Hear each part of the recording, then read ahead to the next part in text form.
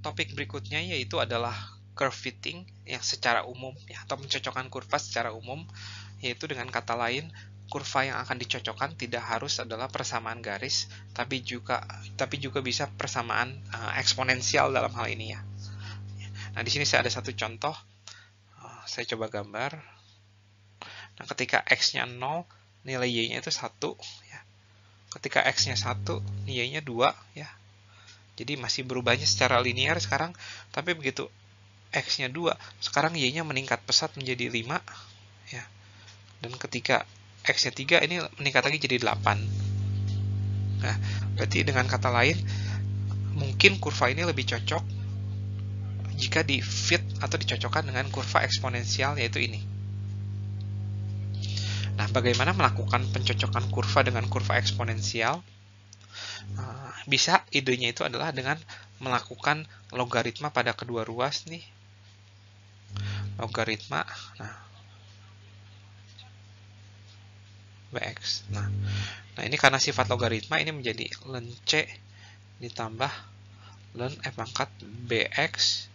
Ini menjadi ln c ditambah, ini bx-nya bisa turun ya, dan ln e itu 1, berarti ini jadi seperti ini. Nah, dengan kata lain, bentuk terakhir ini mirip sama bentuk persamaan garis ya. Ini seolah-olah ini jadi y-nya, ini tuh jadi a-nya, dan bx-nya itu tetap gitu. Ya, jadi semoga cukup jelas nih. Jadi bagaimana mencari c dan b ini, kita bisa melakukan transformasi dan mengubah bentuk non-linear ini menjadi seolah-olah jadi bentuk linear tuh. Ya.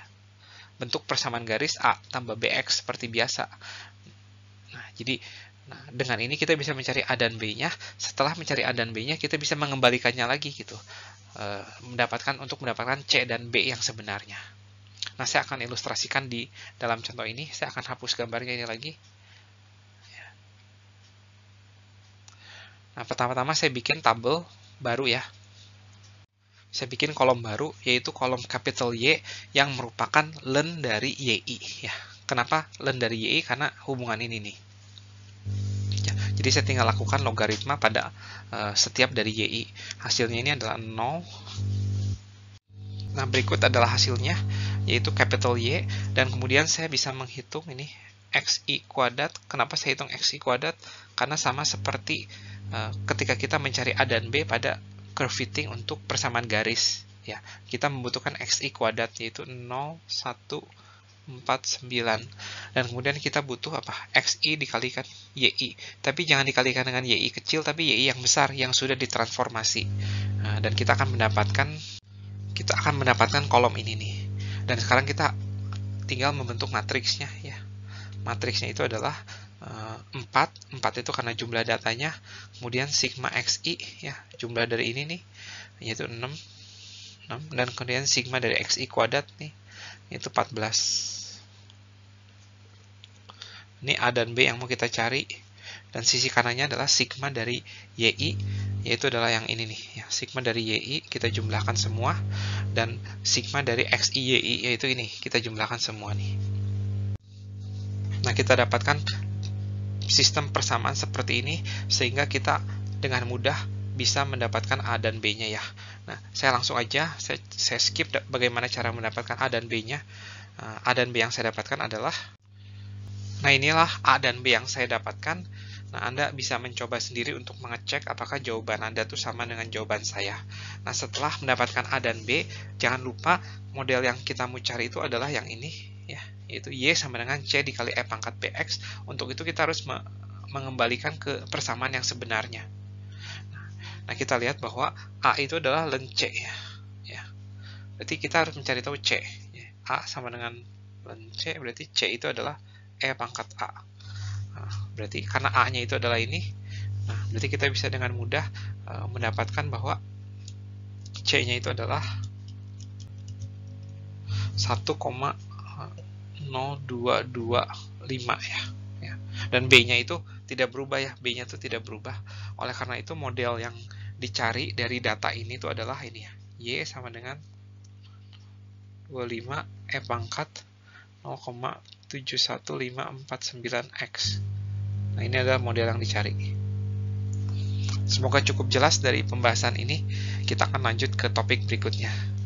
Bentuk umum berikutnya atau bentuk kurva fitting berikutnya yang akan kita coba cocokkan yaitu adalah bentuk kurva pangkat. Kalau tadi itu adalah kurva eksponensial Y sama dengan C dikali E pangkat BX. Kalau sekarang ini kurva pangkat yaitu Y sama dengan C dikali X pangkat B. Walaupun perbedaan di antara keduanya itu kurang lebih tidak terlalu terlihat ya. Nah, tapi di sini kita bisa coba cocokkan. Ya, lagi-lagi sama, kita coba transformasi dengan menggunakan logaritma. Nah, ln C X pangkat B. Nah, ini bisa saya ubah langsung. C ditambah B-nya bisa turun ya. Nah, ini kita bisa simbolkan sebagai Y besar. Ini bisa kita simbolkan sebagai A lagi-lagi. Nah, ini bisa kita simbolkan sebagai X besar. Jadi dengan kata lain, kurva pangkat ini bisa kita transformasi menjadi kurva persamaan garis lagi. Nah, jadi A dan B lagi-lagi bisa dicari dengan metode yang sama seperti yang sudah diajarkan, tapi semua data-datanya harus kita transformasi dulu ya. Karena si X besar ini itu adalah ln X dan si Y besar itu adalah ln Y. Nah, sekarang saya akan coba transformasi. Ya, ln 1 itu 0, saya langsung aja. Nah, ini saya sudah lakukan transformasi dari X kecil dan Y kecil diubah menjadi X besar dan Y besar. Lalu kita butuh tahu ini XI kuadratnya itu apa. Dan kita juga butuh tahu ini XI dikali YI nya itu apa. Nah, lagi-lagi saya akan langsung coba hitung. Nah, di sini saya sudah coba hitung. Nah, dari kolom-kolom yang sudah tersedia ini kita bisa membentuk matriksnya. Ya. Ada 3 data ya, kemudian sigma XI-nya adalah sigma XI yang besar ya. Ya. Adalah ini saya langsung hitung dan saya sudah dapatkan matriksnya. Nah, dari matriks ini Anda bisa mencari nilai A dan B-nya ya.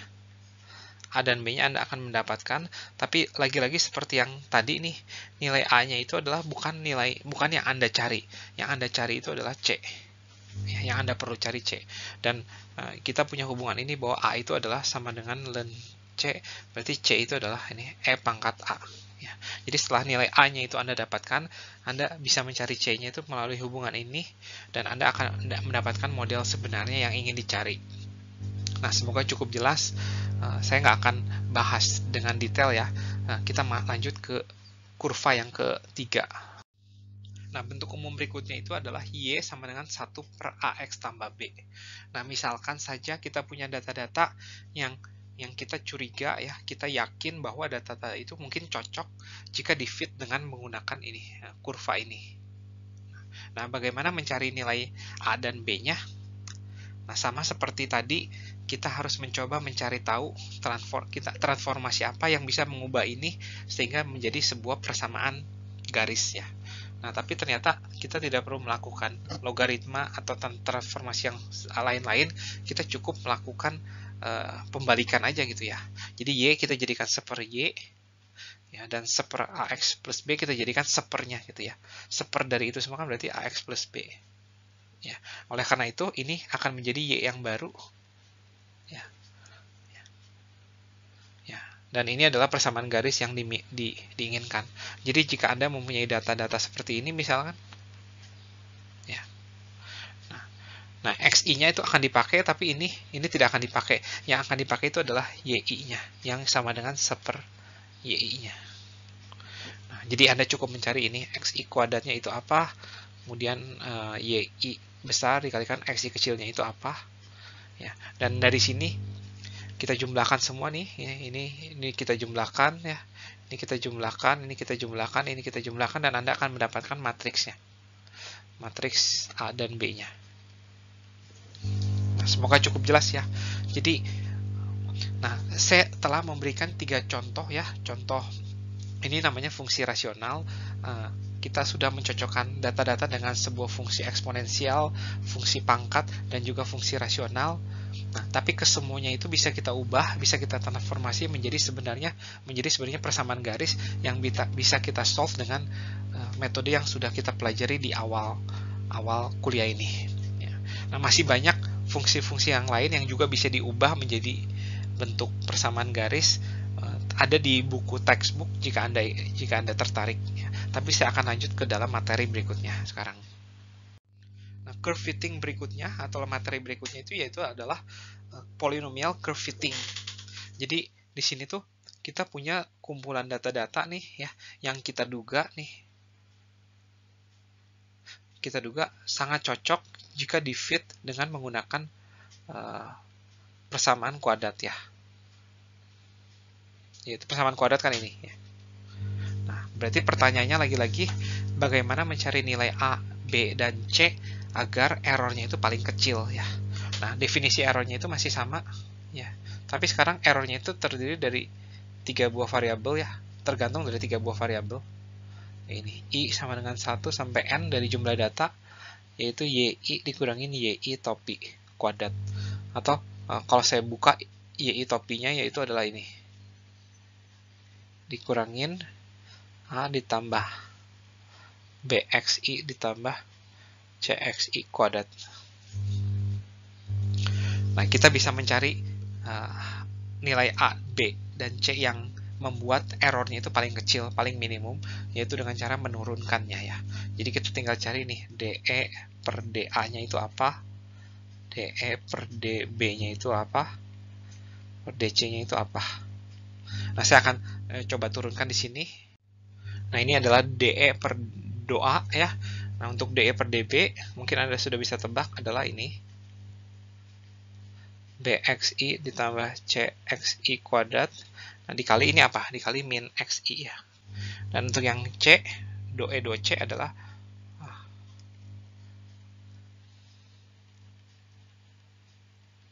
nah, tapi dikali dengan apa? Min XI kuadrat ya. Nah, jika ini disederhanakan ya, ini semua disederhanakan dan disama dengan 0 nih ya. Nah, Anda mendapatkan matriks 3 kali 3 ya. ABC ya. Nah, matriks ini tidak mudah menghafalnya ya karena punya pola ya. Sama seperti matriks yang ada di curve fitting yang regresi biasa, yang persamaan garis biasa, yaitu adalah N. Ini masih sama sigma XI dan ini menjadi sigma XI pangkat 2. Nah, untuk yang kedua adalah ini kuadrat, ini menjadi sigma XI pangkat 3. Ini harusnya pangkat 2, ini pangkat 3, dan ini pangkat 4 ya. Jadi tidak susah menghafalnya. Dan untuk sisi kanannya, ini ada sigma YI, sigma XI YI, XI kuadrat YI. Ya, jadi seandainya yang mau di fitting itu adalah polinomial pangkat 3, yang Anda bisa menebak sendiri matriksnya itu apa dan sisi kanannya itu apa ya. Karena terlihat di sini kita tuh punya matriksnya itu bentuknya tuh spesial ya. Ya, dengan ini materi curve fitting itu sudah selesai. Ada satu materi lagi yaitu tentang spline interpolation.